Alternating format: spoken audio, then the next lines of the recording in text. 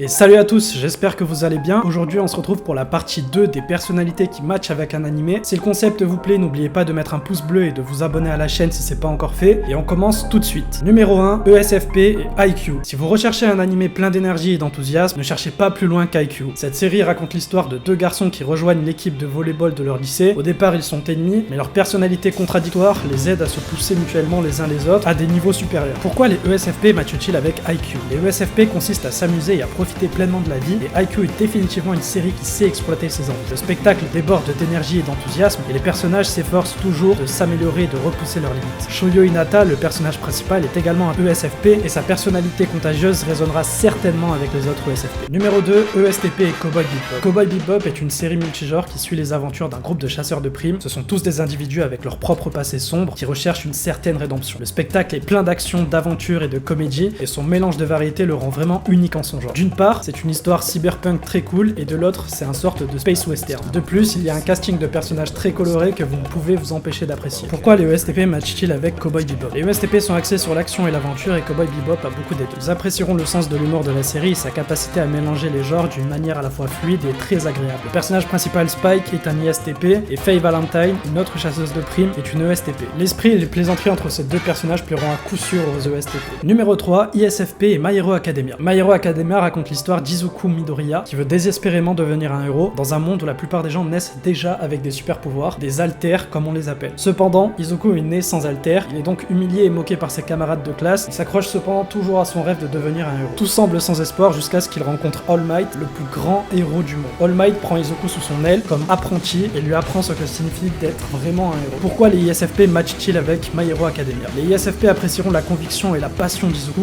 malgré les chances contre lui, n'abandonne jamais son rêve de devenir un héros. Les scènes d'aventure ne manquent pas, la variété de pouvoirs et de personnages raviront l'esprit curieux des ISFP. Numéro 4, ISTP et l'attaque des titans. L'un des animés les plus populaires de ces dernières années, l'attaque des titans, je ne devrais même pas vous le présenter, mais voici un court résumé. L'histoire tourne autour du personnage d'Eren Yeager dans un monde où l'humanité vit entourée d'immenses murs pour se protéger de créatures gigantesques, les titans. Le récit raconte le combat mené par l'humanité pour reconquérir son territoire en éclaircissant les mystères liés à l'apparition des titans, du monde extérieur et des événements précédant la construction des murs. Pourquoi les ISTP matchent-ils avec l'attaque des titans? L'attaque des titans est un animé intense et bourré d'action qui gardera les ISTP au port de leur siège. Le spectacle est plein de suspense et de surprises, les combats sont brutaux et impressionnants. Bien qu'Eren ne soit peut-être pas un ISTP, le commandant en revanche Levi Ackerman est sans aucun doute l'un des meilleurs ISTP jamais produits dans le monde de l'animation japonaise. Les ISTP apprécieront les tactiques de combat, les stratégies et les séquences d'action mordantes de cet animé. L'attaque des titans est un spectacle intelligent avec des intrigues qui poussent à la réflexion, mais elles ne prendront pas 80% de l'histoire au point de devenir ennuyantes. Numéro 5, ESFJ et Fruit Basket. Fruit Basket est l'histoire de Toru Honda, une lycéenne gentille et désintéressée qui se retrouve à vivre sous une tente après la mort de sa mère. Elle découvre bientôt qu'elle vit sur la propriété de la riche famille Soma et on lui propose un emploi de femme de chambre. Il ne faudra pas longtemps avant que Toru découvre que la famille Soma a un sombre secret. Ils ont reçu la malédiction de se transformer en animaux du zodiaque chinois lorsqu'ils sont stressés, faibles ou embrassés par une personne du genre opposé. Toru est donc déterminé à aider la famille Soma à briser la malédiction. Pourquoi les ESFJ matchent-ils avec Fruit Basket? Les ESFJ apprécieront les personnages dynamiques de Fruit Basket. Cette histoire riche en émotions fait rire et pleurer les spectateurs alors qu'ils explorent les histoires de chaque membre de la famille Soma et de Toru Honda elle-même. Les personnages, l'animation, la musique et l'intrigue sont tous capturés de manière fascinante, et pour les ESFJ qui aiment la richesse d'émotions via des relations fascinantes, cette émission est un incontournable. Numéro 6, ESTJ et Hunter x Hunter. Hunter x Hunter raconte l'histoire de Gon Freaks, un jeune garçon à la recherche de son père, un hunter de très grande renommée. En cours de route, Gon rencontre un casting de personnages colorés, chacun avec ses propres motivations et objectifs. La série suit Gon et ses amis alors qu'ils relèvent des défis dangereux, combattent des ennemis mortels et découvrent le vrai sens de l'amitié. Pourquoi les ESTJ matchent-ils avec Hunter x Hunter? Les ESTJ apprécieront les messages sous-jacents d'Hunter x Hunter. Cette aventure épique ne se limite pas qu'à devenir Hunter, il s'agit de grandir, de faire face à l'adversité, de traverser une enfance traumatisante, d'être un véritable ami. Les personnages sont incroyablement bien développés et l'histoire est pleine de suspense, d'action et de rebondissements. Les ESTJ qui recherchent une série intelligente et pleine d'action avec des thèmes forts d'amitié et de loyauté vont adorer Hunter x Hunter, et encore je n'ai même pas parlé de l'animation qui est incroyable. Numéro 7, ISFJ et Silent Voice. Silent Voice raconte l'histoire de Shoya Ishida, un lycéen qui harcèle une fille sourde nommée Shoko Nishimiya avec ses camarades de classe. Dénoncé, le garçon est à son tour rejeté par ses camarades et laissé aux prises avec la douleur qu'il a causée. Silent Voice raconte donc l'histoire de Shoya qui tente de réparer son passé, et en cours de route, il apprend la rédemption, la compassion et le pardon. Pourquoi les ISFJ matchent-ils avec Silent Voice? Les ISFJ apprécieront la profondeur d'émotion dans Silent Voice. Cette histoire puissante explore l'impact du harcèlement harcèlement scolaire, l'importance des excuses, de la rédemption, du respect et de l'amitié. Les personnages et les histoires sont magnifiquement animés. Les ISFJ qui recherchent un animé à fort impact émotionnel avec un message puissant adoreront Silent Voice naturellement. Numéro 8, ISTJ et Psycho-Pass. Psycho-Pass est une histoire qui se déroule dans une société japonaise cyberpunk où le gouvernement utilise un système informatique appelé Sibyl System. Celui-ci a transformé la société en un monde parfait.